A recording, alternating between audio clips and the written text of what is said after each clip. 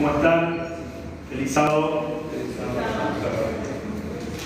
Quiero comenzar el tema de esta noche contándoles una experiencia personal. Yo soy nacido en la ciudad de San Francisco, provincia de Córdoba, y este es el año número 17 que trabajo como pastor. Cuando uno entra al ministerio, cuando es un pastor jovencito o cuando está en la facultad, tiene ciertas actitudes que son más o menos como esta, ¿no? Uno dice, bueno, yo voy a ir donde me manden, tal vez al lugar con más riesgo, al lugar donde hay más desafíos, ahí es donde yo quiero ir a trabajar.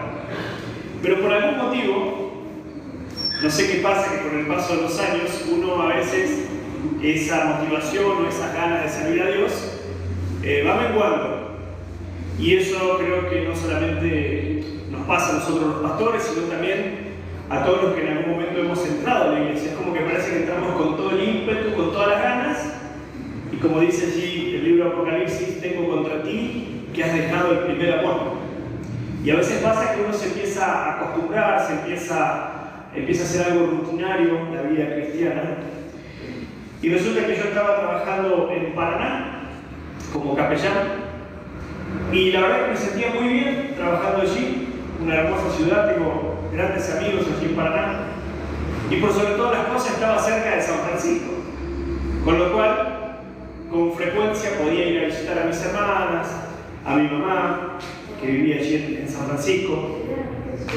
Pero un 23 de diciembre llegó una llamada del pastor Darío Caviglione, que es el pastor que en ese momento estaba como presidente de la Asociación Central, y me dice: Fernando, hay una invitación para que puedas ir a trabajar a Buenos Aires.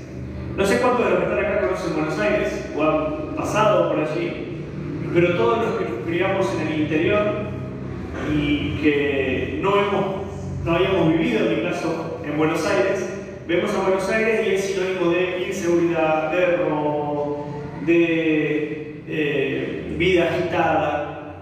Así que el pastor me dijo: bueno, tenés la posibilidad de realizar esta propuesta, era para trabajar allí en Buenos Aires, mañana te voy a volver a llamar. Así que era 24 de diciembre, imagínense, ya estaba en la víspera de la Navidad. Así que me vuelve a llamar el pastor, dice: bueno, queremos saber cuál es tu respuesta. Bueno, pastor, mi respuesta es no.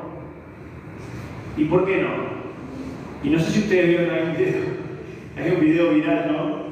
De una chinita que está en un supermercado y le preguntan: ¿y por qué? Y ella dice: no hay por qué, no. Y yo estaba como ese video viral, ¿no? ¿Y por qué no? Y no hay por qué. No hay un motivo.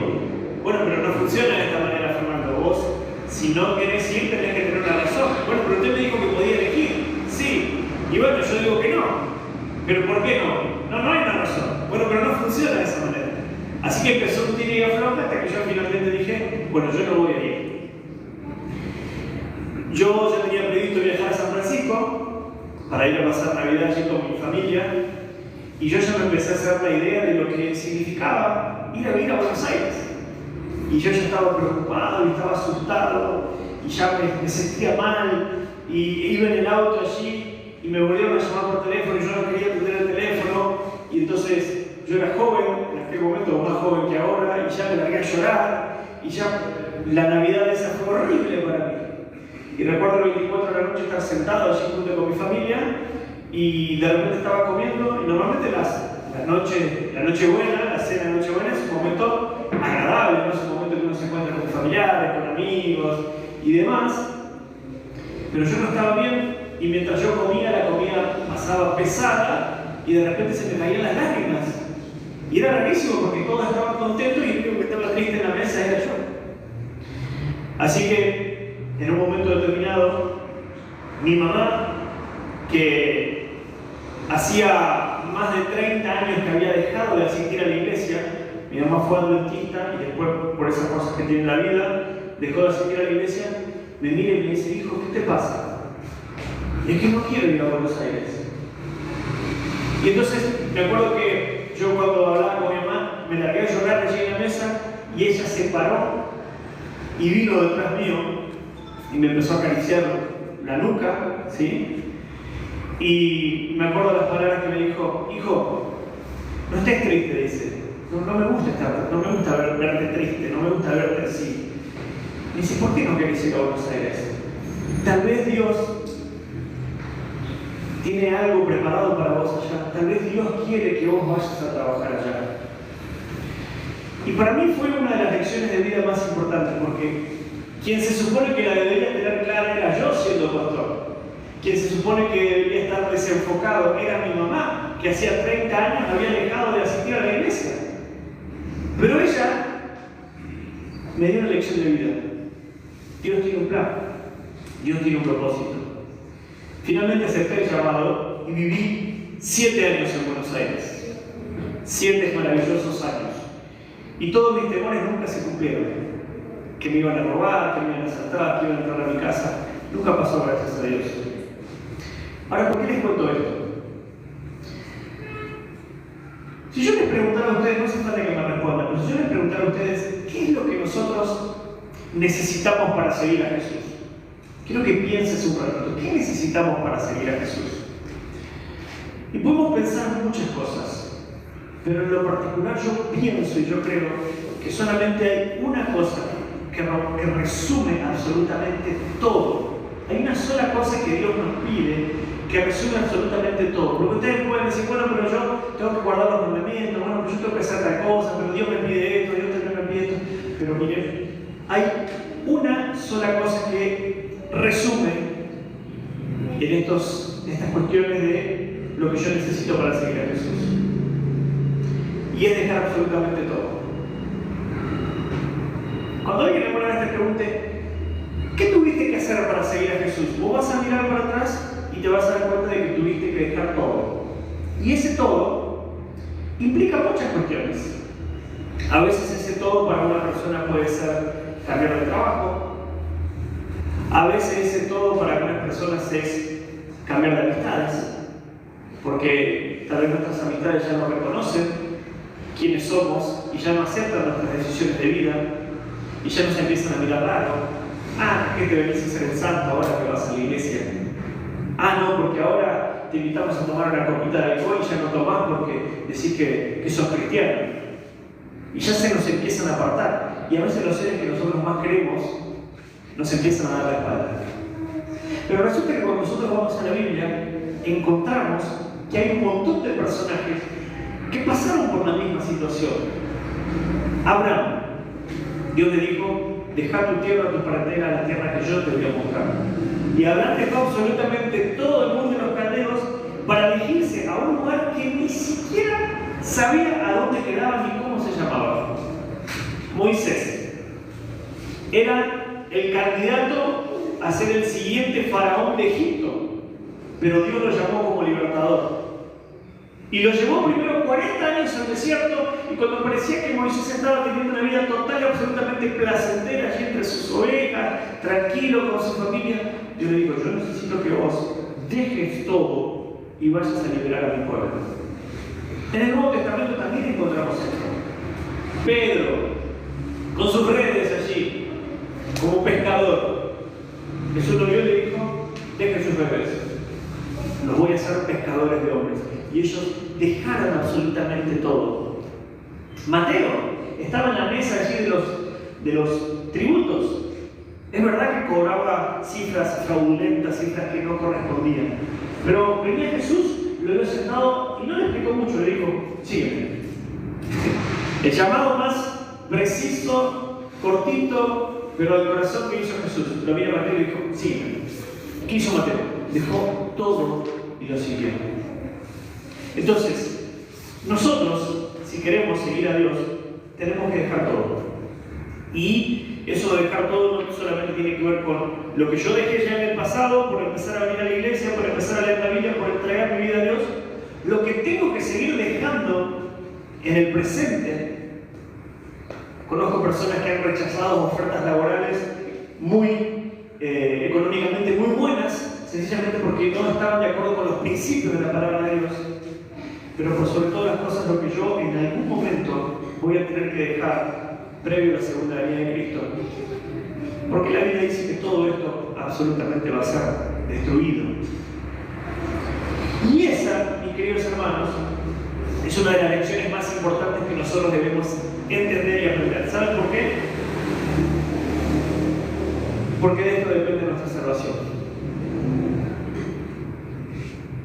Saber que nosotros estamos de paso, saber que tenemos que dejar todo, depende de nuestra salvación. Yo los invito a que ustedes abran su Biblia en el Evangelio de Mateo capítulo 23.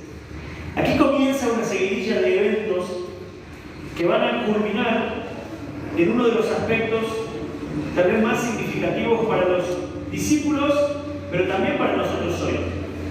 Son los momentos finales de la vida de Jesús, y en donde Jesús también da algunas recomendaciones, algunas señales, algunas enseñanzas que los discípulos tenían que aprender. Mateo capítulo 23, versículo 37, dice lo siguiente: Jerusalén, Jerusalén, que matas a los profetas y apedreas a los que te son enviados. ¿Cuántas veces quise juntar tus hijos como la gallina junta sus polluelos debajo de sus alas, y no quisiste? He aquí, vuestra casa os es dejada desierta. Quiero que imaginemos el contexto. Cristo está con los discípulos, ellos están en el templo, y Cristo tiene un pensamiento en voz alta. Este primer pensamiento es primero en relación a Jerusalén, la ciudad amada, la capital del pueblo de Dios, podríamos decir, que había rechazado al Mesías. Y aquí hay una sentencia: Jerusalén, Jerusalén, que matas a los profetas, que apedreas a los que te son enviados. Yo te quise juntar, pero no quisiste. Pero la segunda sentencia es la que más llama la atención a los discípulos, porque les dice: vuestra casa os es dejada desierta. ¿A qué se refiere este texto cuando dice vuestra casa es dejada desierta? Ni más ni menos que al templo de Jerusalén. El último templo que fue construido después de que los babilonios destruyeran, ¿sí?, el antiguo templo, allí junto con Zorobabel, Esdras, Nehemías, reconstruyen el templo de Jerusalén. Y este templo, para los discípulos, más allá de que ellos se convirtieron en cristianos, era un monumento muy importante para ellos. Entonces, de repente, que Jesús diga que esa casa iba a ser dejada desierta, llamó la atención de ellos, al punto tal que en el versículo 1 del capítulo 24, es decir, inmediatamente después de que Jesús dice esto, de que la casa es dejada desierta, dice lo siguiente: cuando Jesús salió del templo y se iba, se acercaron sus discípulos, ¿para qué? Para mostrarle el edificio del templo. Es como que los discípulos lo remiten a Jesús nuevamente para que él viera el templo del cual él hacía 2 minutos antes había dicho que iba a ser dejado desierto. Entonces Jesús los escucha, ellos se enorgullecen. Yo me imagino la escena de los discípulos diciéndole: Jesús, mira lo que es este templo, mira lo que es maravilloso, mira lo que son estas columnas, mira lo que son estas paredes, mira lo que es el mobiliario. Ellos se enorgullecían de este templo. Pero allí Jesús da una profundización de lo que él venía diciendo. Primero dijo: vuestra casa es dejada desierta. Pero lo segundo que dice es: ustedes ven todo esto. De cierto os digo que no quedará aquí piedra sobre piedra que no sea derribada. Entonces allí lo que los discípulos pensaban que era algo metafórico, que Jesús había dicho: vuestra casa es dejada desierta, ahora entienden que no es algo metafórico. Ahora entienden que este templo, el cual ellos tanto respetaban, querían, iba a ser destruido. No quedará piedra sobre piedra. Eso sí es metafórico, pero en realidad imagínense, no quedar piedra sobre piedra quiere decir que no va a quedar ni siquiera una hilada de ladrillo arriba del otro. Va a quedar totalmente destruido. Entonces los discípulos, frente a esta situación, aceptan lo que Jesús dice, pero ellos empiezan a pensar: bueno, Jesús está diciendo que el templo va a ser destruido. Entonces, ¿qué hacen ellos? Automáticamente piensan que esa destrucción de ese templo iba a ser en ocasión de la segunda venida. Porque ellos muchas veces habían escuchado hablar a Jesús de la segunda venida y se sabe que en la segunda venida todo va a ser destruido. Entonces, quieren profundizar en esto que dice Jesús en relación a este tema, y en el versículo 3 vuelven los discípulos a traer el tema sobre el tapete allí sobre la mesa. Y miren lo que dice: y estando él sentado en el monte de los olivos, los discípulos se le acercaron aparte diciendo: dinos, ¿cuándo serán estas cosas? ¿Qué cosas? Lo de la destrucción de Jerusalén. ¿Cuándo serán estas cosas? Vos hablaste que Jerusalén iba a ser destruido. ¿Cuándo serán estas cosas? Pero fíjense lo que dicen los discípulos. ¿Y qué señal habrá de tu venida y del fin del siglo? ¿Qué quiere decir esto? Que los discípulos nunca se imaginaron que la destrucción de Jerusalén sería en su tiempo. Es más, la mayoría de los discípulos estaban con vida cuando el templo fue destruido. Ellos nunca se imaginaron que ese templo iba a ser destruido tan solo 40 años después de que Jesús dijera que la casa iba a ser dejada desierta. Entonces, ¿Jesús qué hace? Y acá yo quiero sacar una lección muy importante. Jesús ahora da una serie de señales, y esta serie de señales tienen un doble cumplimiento. Porque ellos preguntan: ¿cuándo serán estas cosas? La destrucción de Jerusalén. ¿Y qué señal habrá de tu venida? Ellos fusionan ese evento, porque ellos decían: la destrucción de Jerusalén será en ocasión de la segunda venida. Si Jesús en ese momento les hubiera dicho que el templo iba a ser destruido dentro de 40 años, su fe iba a ser afectada. Entonces Jesús no quiso romperles el corazón. Y allí es donde nosotros muchas veces tenemos que aprender a decir las cosas y a saber que todo tiene su tiempo. Entonces, ¿qué hace Jesús?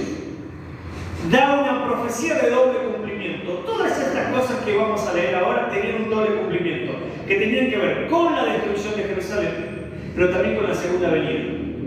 Sencillamente para que los discípulos posteriormente, y van a ver ustedes a continuación, posteriormente ellos entendieron el mensaje de Jesús. Ahora, ¿cuáles eran estas señales? Dice allí, por ejemplo, versículo 4: mirad que nadie os engañe. Vendrán muchos en mi nombre diciendo: yo soy el Cristo, y a muchos se engañarán. Y oiréis de guerras y rumores de guerras. Mirad que no os turbéis, porque es necesario que todo esto acontezca, pero aún no es el fin, porque se levantará nación contra nación y reino contra reino, y habrá pestes y hambres y terremotos en diferentes lugares. Y todo esto será principio de dolores. Entonces allí los discípulos están escuchando atentamente, están escuchando las señales que Jesús les está dando. Pero en medio de todas estas señales, hay una que yo quiero que analicemos en esta noche. Y esta señal la vamos a encontrar allí en Mateo capítulo 24. Pero vamos a encontrar allí algo que es muy interesante. Vamos a leer a partir del versículo 15. Después de que Jesús da todas estas señales, versículo 10, por ejemplo, dice: muchos tropezarán y se entregarán unos a otros, muchos falsos profetas se levantarán, el que persevere hasta el fin este será salvo, será predicado el evangelio del reino. Pero esta señal es muy importante. ¿Y saben por qué es muy importante? Porque esto afectaba a los discípulos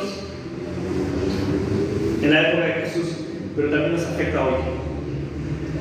Vamos a leer allí el versículo 15.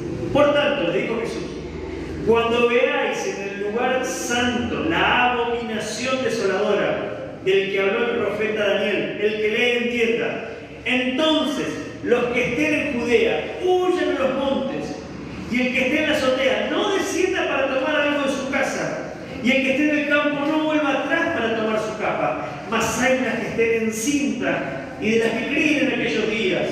Orad pues que vuestra vida no sea ni en invierno ni en día de reposo, porque habrá entonces gran tribulación, cual no ha habido desde el principio del mundo hasta ahora, ni la habrá. Y si aquellos días no fueran acortados, nadie sería salvo, mas por causa de los escogidos, aquellos días serán acordados. Hay una expresión que aparece aquí, que es la expresión más importante de todos estos textos, y es la que aparece allí en el versículo 15. Jesús le dijo: cuando ustedes vean en el lugar santo la abominación desoladora de que habló el profeta Daniel, entonces allí tienen que huir. Yo quiero preguntarles a ustedes en esta noche, ¿qué es la abominación desoladora? Bueno, cuando vamos a Lucas capítulo 21, vamos a encontrar que el Evangelio de Lucas, donde registra también este sermón profético de Jesús, amplía este concepto de la abominación desoladora. Y allí en Lucas capítulo 21 vamos a encontrar a partir del versículo 20 lo siguiente. De paso, el sermón profético de Jesús ustedes lo encuentran en Mateo 24, en Lucas 21 y en Marcos 13. Todos brindan algún detalle diferente, pero que nos arrojan luz al tema en general. Y miren lo que dice el versículo 20. Cuando vieres a Jerusalén rodeada de ejércitos, sabed entonces que su destrucción ha llegado. Entonces los que estén en Judea huyan a los montes. ¿Sí? Y los que estén en medio de ella, váyanse. Y los que estén en los campos, no entren en ella. Porque estos son días de retribución para que se cumplan todas las cosas que están escritas. Entonces, cuando la Biblia habla acerca de la abominación desoladora, está haciendo referencia, dice aquí, a los ejércitos. En un momento determinado, Jesús le dijo: cuando ustedes vean al ejército que empieza a rodear Jerusalén, ¿qué tienen que hacer? Tienen que huir, tienen que desaparecer. Muy bien. La pregunta: ¿qué pasó históricamente? ¿Cómo se cumplió esto? ¿Y qué fue lo que sucedió en aquella época donde Jesús advirtió a los discípulos acerca de esta situación? En el libro El conflicto de los siglos, ese libro que se llevaron, ahí está, capítulo 1, los que se llevaron el libro de regalo y los que lo tienen, pueden profundizar porque habla acerca de esta situación puntual. Y la autora de este libro comenta acerca de esta situación histórica lo siguiente: tan pronto como los estandartes del ejército romano idólatra fuesen clavados en el suelo sagrado, que se extendía a varios metros más allá de los muros, los creyentes en Cristo, dice allí, debían huir a un lugar seguro. Al ver la señal preventiva, todos los que quisiesen escapar debían hacerlo sin tardar. Tanto en tierra de Judea como en la propia ciudad de Jerusalén, el aviso de la fuga debía ser aprovechado en el acto. Todo el que se hallase en aquel instante en el tejado de su casa no debía entrar en ella ni para tomar consigo los más valiosos tesoros. Los que trabajaran en el campo o en los viñedos no debían perder tiempo en volver por las túnicas que se hubiesen quitado para sobrellevar mejor el calor y la faena del día. Y miren cómo termina la cita: todos debían marcharse sin tardar si no querían verse envueltos en la ruina general. Entonces la advertencia era clara. Yo te pregunto, ¿estarías dispuesto? Imagínate que hoy aparece alguien acá en la puerta y te dice: así estás, ¿no? Tenés que huir, no puedes volver a tu casa. ¿Estarías dispuesto a hacer eso? ¿Qué es lo que más extrañarías de tu casa? Uno puede decir: mi cama, qué lindo lugar es. El sillón que tengo allí en la sala, ¿no? La televisión LED de 40, 50 pulgadas, ¿no? Donde veo allí la novela. ¿Se ven novelas todavía hoy en día? ¿Sí? Mi mamá veía muchas cosas. No es fácil, ¿eh? No es fácil. Pero acá hay una orden muy clara. ¿Qué fue lo que pasó históricamente? Esto es maravilloso. En el año 66 después de Cristo, Cristo ya había muerto, ¿sí? El comandante romano Cestio Galo fue y sitió Jerusalén. ¿Cómo se hacía en el pasado? Se agarraban las ciudades, normalmente las ciudades eran ciudades amuralladas y no eran paredes de 15, de 30 centímetros, como las que nosotros usamos para levantar los muros hoy. Eran murallas muy anchas, algunas murallas hasta incluso permitían que carros circularan por encima. Imagínense lo que eran esas paredes, estaban todos, cercaban toda la ciudad para cuidarse del ataque del enemigo. Entonces venía el ejército y ¿qué hacía? Rodeaba la ciudad. Y esos sitios, ¿sí? Esos sitios se realizaban por muchos meses. ¿Y qué es lo que se buscaba? Matar de hambre a la ciudad. Porque una ciudad que no tenía recursos o que tenía pocas provisiones, con el paso de los días iba a empezar a pasar hambre. Algunos hasta incluso desviaban el cauce del río, que muchas veces las ciudades eran atravesadas por ríos, entonces a veces los ejércitos enemigos se tomaban el trabajo de empezar a desviar de a poquito el cauce del río hasta que finalmente generaba una sequía. Entonces no quedaba otra que abrir las puertas, salir a pelear y entonces sí el ejército enemigo entraba. Pero eso no demoraba 1 o 2 días, a veces eran meses. Bueno, Santiago lo hizo eso en el año 66. Pero resulta que por cosas que nadie sabe, pero nosotros sabemos sí por qué pasó. Un día Sergio Guevara agarró su ejército y dijo, vámonos. Esto dice la historia, ¿no? Entonces el ejército de Roma empezó a alejarse de Jerusalén. Cuando los judíos que estaban dentro de Jerusalén empezaron a observar que el ejército romano se iba, ellos salieron y empezaron a batallar contra el ejército romano. Y podemos decir que los espantaron.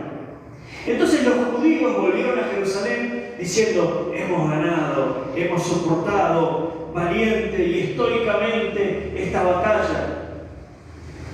Y se confundieron pensando de que habían sido ellos los que habían ganado.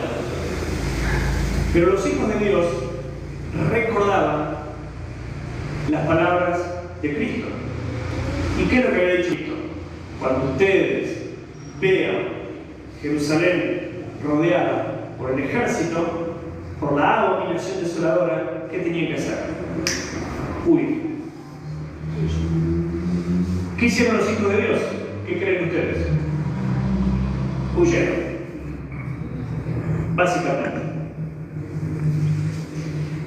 Esta ventana de tiempo que le abrió el Señor, Dios dio este tiempo a su pueblo para que se vaya de ese lugar, para que no perezca. Duró tan solo no, fue bastante tiempo, 4 años. 4 años.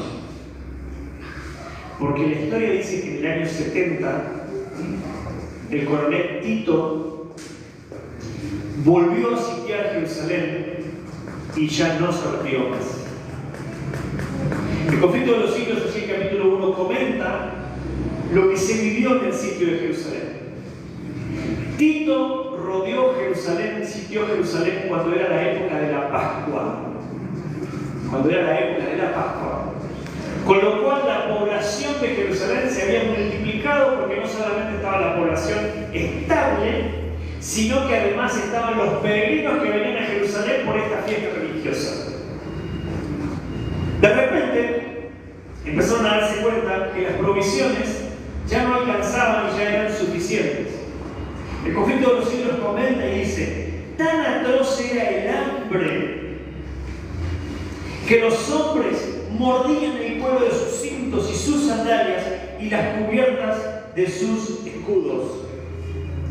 Algunos de los que estaban dentro de la ciudad esperaban la caída de la noche para sigilosamente cruzar el muro y encontrar alguna planta silvestre para poder alimentarse. Entonces los ejércitos romanos lo agarraban, lo torturaban y lo mataban. La historia dice que en el sitio de Jerusalén murieron, ¿saben cuántas personas murieron en el sitio de Jerusalén? 1 millón de personas. 1 millón de personas. ¿Cuántos cristianos creen ustedes que murieron en el sitio de Jerusalén?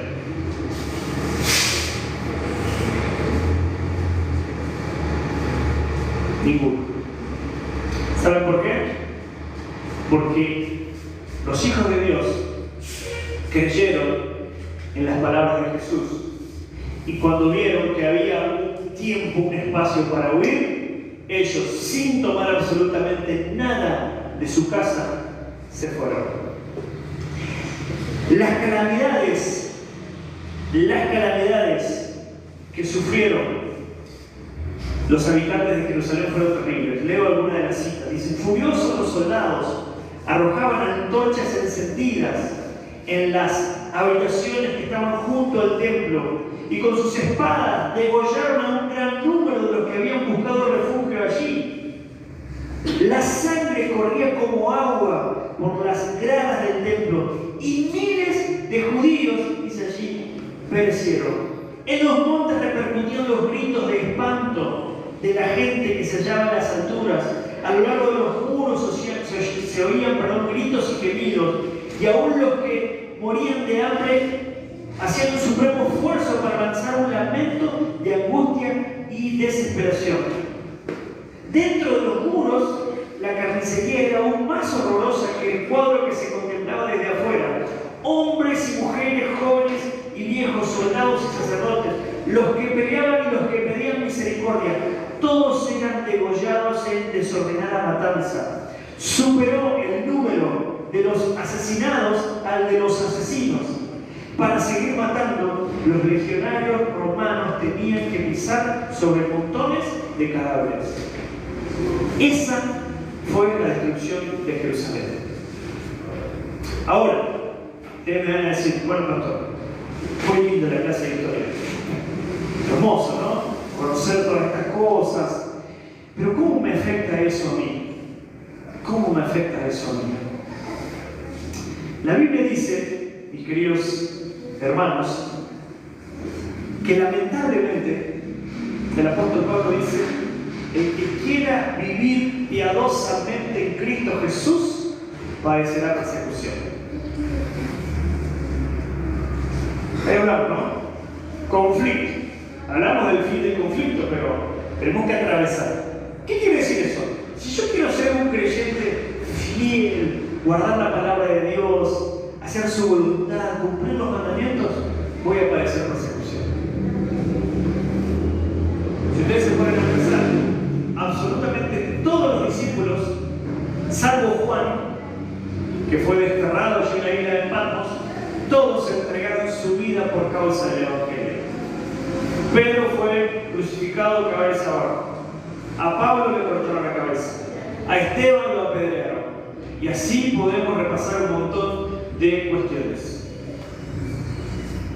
Sin embargo, para que nosotros no tengamos que pasar por todas estas necesidades, nosotros tenemos que estar dispuestos a dejar absolutamente todo. Ahora, ¿qué aplicación tiene la abominación desoladora? Nahuel comenta lo siguiente. Ella dice: no es ahora el tiempo para que el pueblo de Dios, es decir, nosotros que creemos, fije sus afectos o se hagan tesoros en el mundo. Yo te pregunto en esta noche, ¿dónde están tus tesoros? Y esto es muy fácil. A lo que más le dedicamos tiempo, allí es donde están nuestros tesoros. Es a lo que más le dedicamos tiempo. Ella sigue diciendo: no está lejano el tiempo en que, como los primeros discípulos, seremos obligados a buscar refugios en lugares desolados y solitarios. Así como el sitio de Jerusalén por los ejércitos romanos fue la señal para que huyesen los cristianos de Judea, así la toma de poder de los Estados Unidos con el decreto que imponga el día del descanso será para nosotros una amonestación. Entonces será tiempo de abandonar las grandes ciudades y prepararnos para abandonar las menores en busca de lugares retraídos, en lugares apartados entre las montañas. Y entonces ella termina diciendo: y ahora, en vez de buscar costosas moradas aquí, debemos prepararnos para trasladarnos a una patria mejor, la celestial. En vez de gastar nuestros recursos en la complacencia propia, debemos buscar la economía. Ayer yo les decía que la batalla del Armagedón era una batalla que no tenía muchos escenarios posibles o no tenía muchos lugares que yo podía ocupar. ¿Se acuerdan de la batalla de Elías? Él decía, si Jehová es Dios, síganle. Y si es Baal, vayan en pos de él. ¿Cuántas decisiones se podían tomar? Solamente 2. Hoy, mis queridos hermanos, toda la humanidad, aún el mundo cristiano, guarda un día como día de reposo que no tiene su fundamento en la palabra de Dios. Cuando nosotros vamos a Éxodo capítulo 20, versículo 8, el cuarto mandamiento, allí hace referencia a que el día de reposo es el día sábado. Por eso es que nosotros como Iglesia Adventista, del séptimo día, nos congregamos el día sábado. Una vez alguien me preguntó, ¿y ustedes por qué guardan el sábado? O sea, ¿qué no ocurre si todo el mundo guarda el domingo? Claro, es verdad. Pero la Biblia dice que el día de reposo, ¿cuál es? Es el día sábado. Es el cuarto mandamiento. Es más, el único día que tiene nombre en la Biblia es el sábado. El Shabbat significa reposar. Significa reposar. Domingo en la Biblia se lo llama como primer día de la semana. Pero si ustedes salen a la comunidad afuera y empiezan a hacer preguntas, se van a dar cuenta que ¿cuál es el día de descanso? El domingo. Fíjate, todos los comercios cierran el domingo. Está todo cerrado. Nadie trabaja el domingo. La mayoría de la gente no trabaja el domingo. La gente va a misa el domingo, va a la iglesia, va al culto en el cual de la iglesia que se congrega. ¿Por qué ustedes son los contrarios? ¿Por qué ustedes hacen lo contrario de lo que hace la mayoría del mundo? Porque nosotros como hijos de Dios buscamos hacer la voluntad de Dios. Y la voluntad de Dios tiene que ver con el verdadero día de reposo. Llegará el día cuando finalmente este día se va a imponer para que todo el mundo guarde el domingo como día de reposo. De hecho, esto es muy interesante.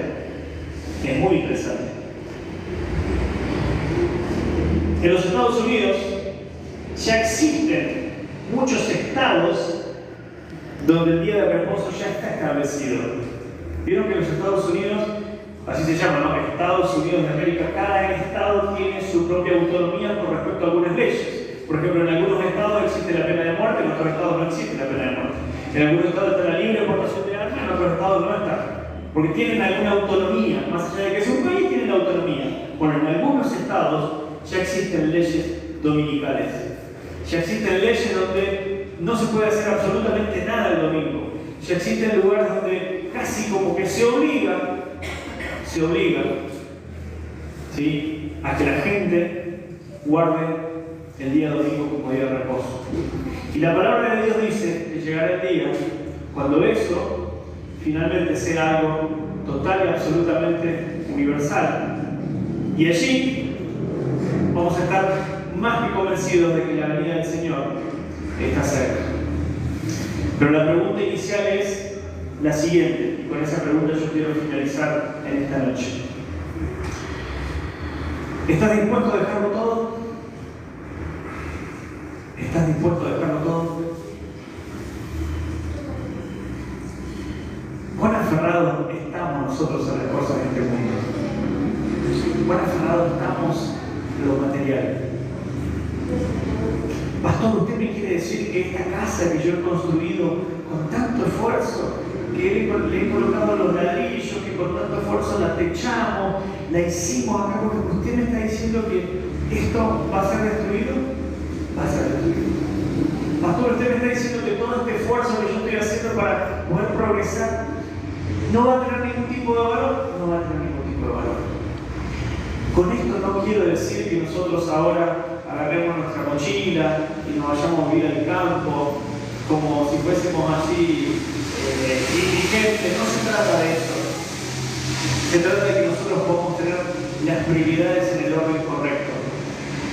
Saben que cuando fui capellán durante muchos años y hablábamos de estos temas con los jóvenes, con los muchachitos, ¿sí?, adolescentes, creyentes, adventistas, Ellos me decían, pastor, yo quiero que Cristo venga. Yo quiero prepararme para la venida de Cristo. Pero ¿sabe qué? A mí antes me gustaría poder terminar mi carrera universitaria y poder ejercer como médico. Pastor, yo quiero que Cristo venga. Pero que se demore un poquito. Yo quiero formar mi familia. Jóvenes sinceros. Pastor, yo realmente sí quiero que Cristo venga. Pero antes me gustaría viajar por el mundo. Sí quiero estar allí preparado para la vida. Pero antes me gustaría tener mi casita allí. Algunos me decían, me gustaría disfrutar de la vida. ¿Cómo nos ha engañado el enemigo, no? ¿Cómo nos ha engañado? Pensando que todo lo que nosotros hacemos acá es para disfrutar. Y no nos damos cuenta que en algún momento vamos a tener que salir y dejar absolutamente todo. Como lo hicieron los discípulos cuando vieron los ejércitos de Roma y dijeron, muchachos, es momento de salir porque se viene la destrucción. Y en algún momento, tal vez nosotros también, llegará el día cuando vamos a tener que decir, la situación ya no da para más, la Biblia lo dice, habrá guerra, habrá hambre, habrá problemas climáticos, habrá mucha inseguridad, toda la situación se va a tornar insostenible y los hijos de Dios tendremos que buscar refugio y prepararnos para esperar la venida del Señor. Pero para que eso suceda, yo hoy estando aquí, en este lugar, yo tengo que pedirle al Señor que me ayude a no ser aferrado de las cosas de este mundo, a poder despojarme absolutamente de todo, como lo hizo Abraham cuando dejó uno de los caldeos, como lo hizo Moisés cuando decidió dejar esa posición de honor como futuro faraón, como lo hicieron sus discípulos cuando dejaron las redes, como lo hizo Mateo cuando dejó la mesa de los tributos. Un día lo miraron los discípulos a Jesús y le dijeron, Señor, nosotros dejamos todo. Dejamos todo. ¿Qué vamos a tener? ¿Me acuerdo lo que dijo Jesús? 100 veces tanto y la vida eterna. Y ese 100 veces tanto por seguir a Jesús no tiene que ver con una mejor posición, con una mejor calidad de vida. Tiene que ver con la esperanza. Tiene que ver con algo que es intangible. Tiene que ver con algo que el mundo a nosotros no nos puede ofrecer. Tiene que ver con eso. Por eso, recuerdo el actor Denzel Washington que una vez dijo, usted nunca va a ver un camión de mudanzas detrás de un cortejo fúnebre. ¿Y saben por qué? Porque no nos llevamos absolutamente nada. Nunca va a haber un camión de mudanzas detrás de un cortejo fúnebre. De este mundo, mis queridos hermanos, solamente vamos a llevar nuestro carácter. Y este es el tiempo que Dios nos está dando para que nosotros nos preparemos. Por eso yo quisiera que en esta noche podamos orar a Dios, podamos pedirle al Señor que nos ayude a ser fuertes, que nos ayude a tener nuestra vista, nuestra mente enfocada, que nos ayude a tener la fortaleza para poder despojarnos absolutamente de todo y que nuestro corazón no esté en las cosas de esta tierra, sino que podamos focalizarnos en las cosas que son eternas. Vamos a orar en esta noche. Yo voy a dejar un momento para que vos puedas orar allí de manera individual, allí en tu asiento, en silencio. Vamos a clamar a Dios, vamos a pedirle que nos ayude sobre esto que hemos estado hablando. Y después yo voy a terminar con una oración todos juntos.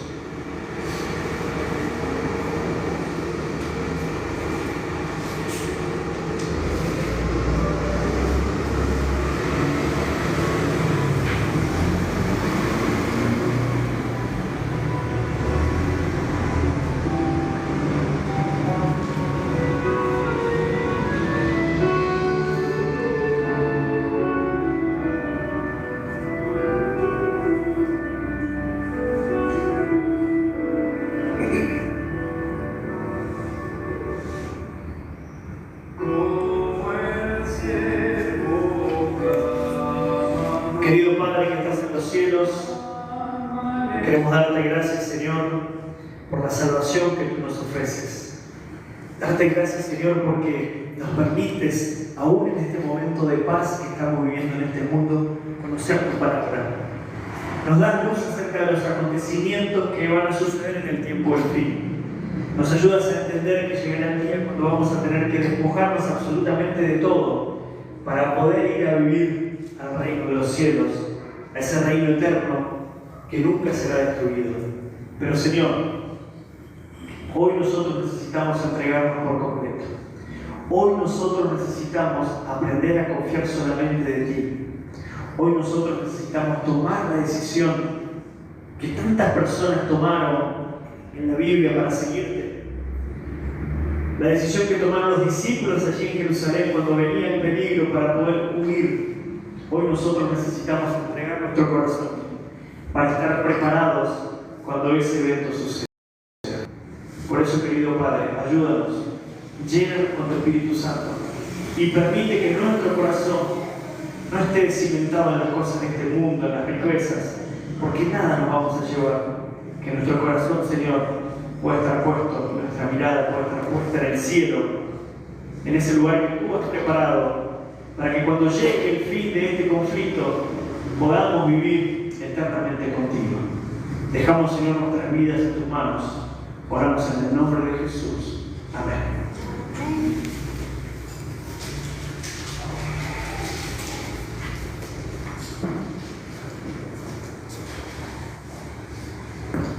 Para finalizar entonces el programa.